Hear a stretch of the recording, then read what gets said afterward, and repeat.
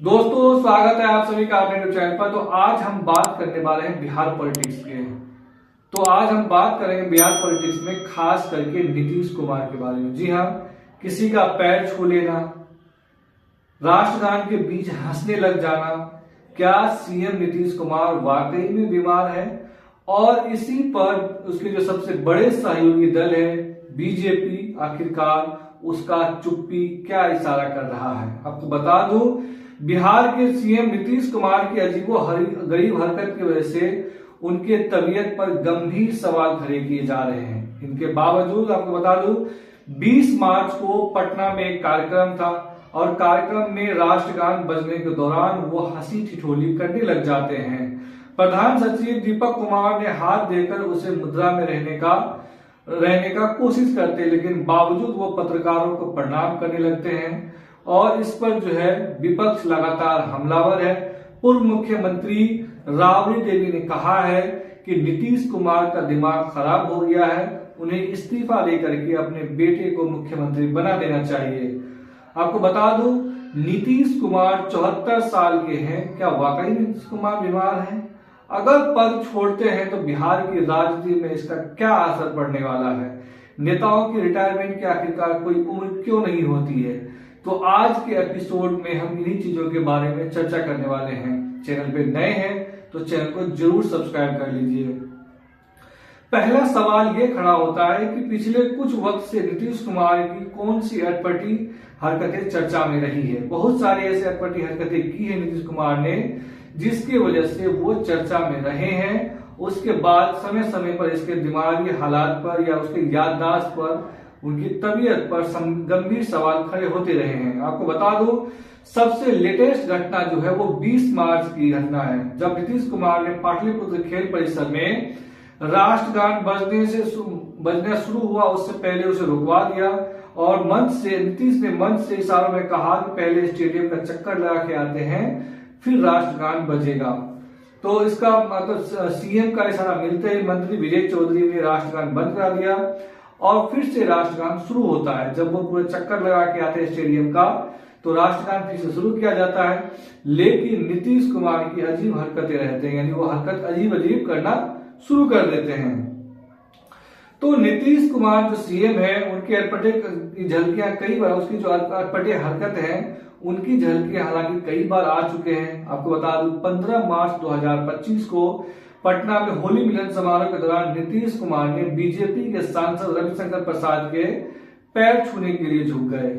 हालांकि बीजेपी सांसद ने मुख्यमंत्री को रोक दिया। पास खड़े जेडीयू के कार्यकारी अध्यक्ष संजय झा ने भी सीएम का हाथ पकड़ा।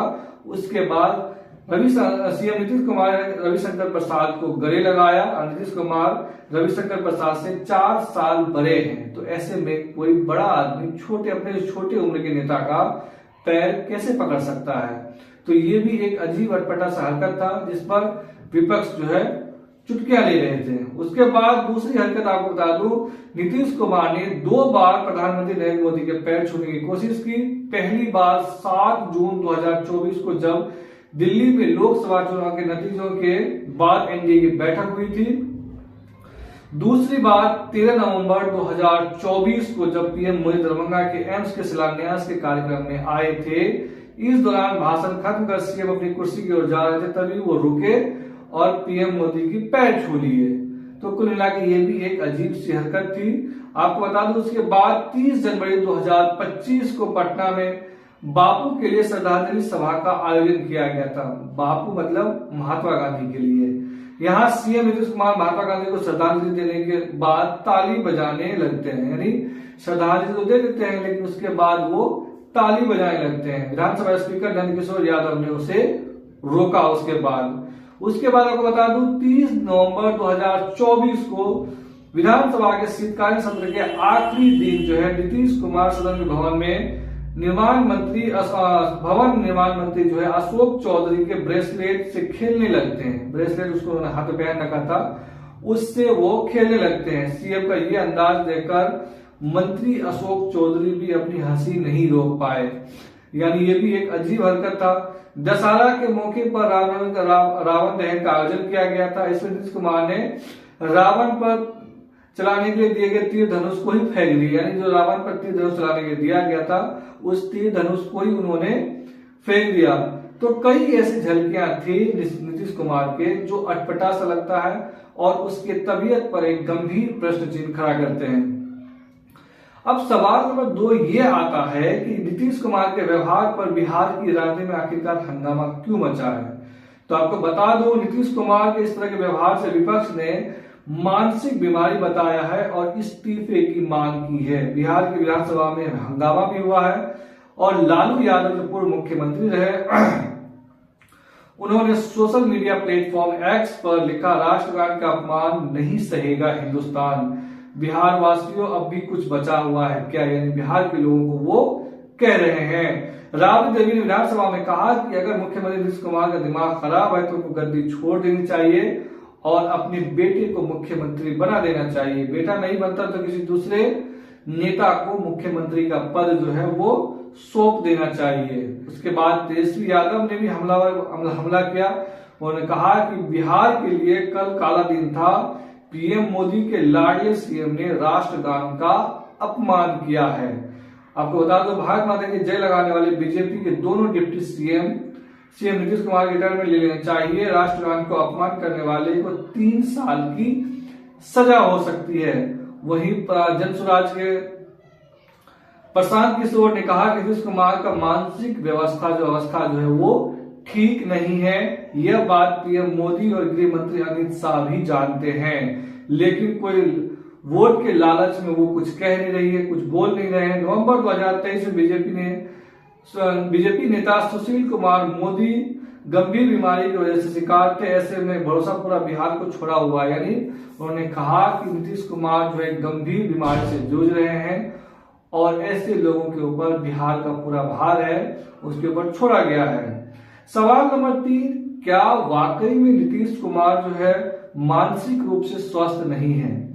सीनियर जर्नलिस्ट और पॉलिटिकल एक्सपर्ट राशिद किदवई का कहना है कि नीतीश की छवि बेहद कसे हुए और सदे हुए नेता की रही है, यानी वो हमेशा से सदे हुए बयान देते हैं और कसे हुए हरकतें करते हैं। कभी इस तरह की हरकतें उन्हें करते हुए नहीं देखा गया है। आपको बता दूं, वो बहुत सोच समझ करके बोलते हैं और अपने पुराने भाषणों में एक हनक होती थी, यानी उसके जो पुराने भाषण थे उसमें हनक होती थी, उनमें कुछ सवाल होते थे। आपको पब्लिक स्पीच टुकड़ों में होती है, अगर लिखा हुआ भाषण नहीं है तो वो वाक्य पूरा करने में तकलीफ होती है। एक समय था जब नीतीश कुमार पूरे पब्लिक भाषण खड़े ऐसे ही बोल देते, कोई भाषण लिखा हुआ नहीं। लेकिन अगर अभी के दौर में नीतीश कुमार को भाषण अगर लिख करके नहीं देते हैं तो वो पूरा नहीं कर सकते, वो बोल नहीं सकते हैं। पिछले कुछ समय से लगातार उनके बदले व्यवहार को लेकर के, मन में स्वास्थ्य को लेकर कई तरह के सवाल उठते रहे हैं और शायद ये लाजमी भी है। आपको बता दो, हाल ही के कुछ महीनों में नीतीश कुमार को जेडीयू और बीजेपी के बहुत गार्डेड रखते हैं, यानी उसका सुरक्षा पर पूरा पहरा काफी सख्त होता है। बीजेपी और जदयू भी उनके जो पहरा है वो काफी सख्त कर दिया है। आपको बता दूं, उनका सुरक्षा पर नीतीश कुमार के साथ ज्यादातर समय जो है जदयू के नेता विजय कुमार चौधरी दिखते हैं। प्रगति यात्रा के दौरान नीतीश कुमार और उप मुख्यमंत्री सम्राट चौधरी भी उनके साथ कई मौकों पर दिखे थे। नीतीश कुमार जैसे ही बोलना शुरू करते थे तो सम्राट चौधरी कहते थे चलिए सर हो गया, यानी उन्हें लगता था कि कुछ ज्यादा देर बोलेंगे तो शायद वो कुछ और भी बोल सकते हैं, इसीलिए उन्होंने कहा, वो बोल देते थे चलिए सर हो गया। आपको बता दो, मानवाधिकार संगठन पीयूसीएल जो टाटा इंस्टीट्यूट ऑफ साइंस के प्रोफेसर पुष्पेंद्र कहते हैं कि हम लोग नौकरी के लिए जाते हैं तो पीएचडी आदि के लिए कई अप्लाई करते हैं, तो हमें अपनी मेंटल फिटनेस का सर्टिफिकेट भी देना होता है। यहाँ एक मुख्यमंत्री है जो एक स्टेट चला रहे हैं, जबकि उनके मेडिकल फिटनेस जो है वो शक के दायरे में। हर बिहारी को अपने मुख्यमंत्री मानसिक दशा के बारे में जानने का अधिकार है, इस पर मेडिकल बुलेटिन जारी होना चाहिए। तो वहीं वरिष्ठ पत्रकार राशिद किदवई का कहना है कि बढ़ती उम्र भी जो है वो याददाश्त भूलने का पड़ाव हो सकता है। हालांकि देश की राजनीति में ऐसे कई नेता हैं जो नीतीश कुमार से उम्र में ज्यादा के हैं और स्वस्थ है। नीतीश कुमार के हालात पर अंदाजा लगाकर कोई भी टिप्पणी करना उचित नहीं लगता है। एनडीए और जेडीयू को चाहिए कि नीतीश कुमार के स्वास्थ्य की जांच कराए और रिपोर्ट्स को जनता के सामने लाए। लेकिन ऐसा बीजेपी करने से बच रही है और जदयू भी करने से बच रही है। आपको बता दूं कि आखिरकार नीतीश कुमार की इस कथित बीमारी पर बीजेपी ने चुप्पी साध क्यों रखी है। तो 2024 लोकसभा चुनाव के दौरान ओडिशा के विधानसभा चुनाव भी थे, तभी एक वीडियो वायरल हुआ जिसमें पूर्व मुख्यमंत्री नवीन पटनायक चुनावी सभा को संबोधित कर रहे थे और भाषण देते समय उनका हाथ कांप रहा था। तभी उनके सहयोगी पांडेय ने उनका हाथ थामने की कोशिश की। इस मामले को बीजेपी ने खूब बुनाया था। पीएम मोदी ने सभा में यहां तक कह दिया था कि नवीन बाबू अब खुद से कुछ नहीं कर पा रहे हैं, यानी नवीन पटनायक कह रहे थे कि अब खुद से वो कुछ नहीं कर पाए हैं। और बीजेपी के भी इस मामले में अब यही मामला जो है वो बीजेपी के सामने आ गया नीतीश कुमार के मामले। आपको बता दूं उड़ीसा में जो बीजेपी को जीत मिली है प्रत्याशित रूप से, ये नवीन पटनायक के मानसिक व्यवस्था की वजह से ही उनको जीत मिली, अदरवाइज वो जीतने वाले वहां पर नहीं थे। लेकिन बीजेपी इस मामले पर चुप है। तमाम पॉलिटिकल एक्सपर्ट का मानना है कि बीजेपी अगर नीतीश कुमार की सेहत को लेकर कोई बयान देता है तो इसको लेकर के जातिगत समीकरण जो है बिहार के अंदर वो बिगड़ जाएगा और वोट जो है वो महागठबंधन के अंदर शिफ्ट हो सकता है। तो ऐसे में बीजेपी जो है वो इस पर बयान देने से बिल्कुल बच रहे हैं और उनका पहरा जो है काफी सख्त कर दिया है ताकि ज्यादा पब्लिक प्लेस में वो बोल ना सके, कहीं पर ज्यादा उनको ले जाया नहीं जाता है। लेकिन आपको क्या लगता है कि नीतीश कुमार के हालात, मानसिक हालात जो है वाकई में वो खराब है?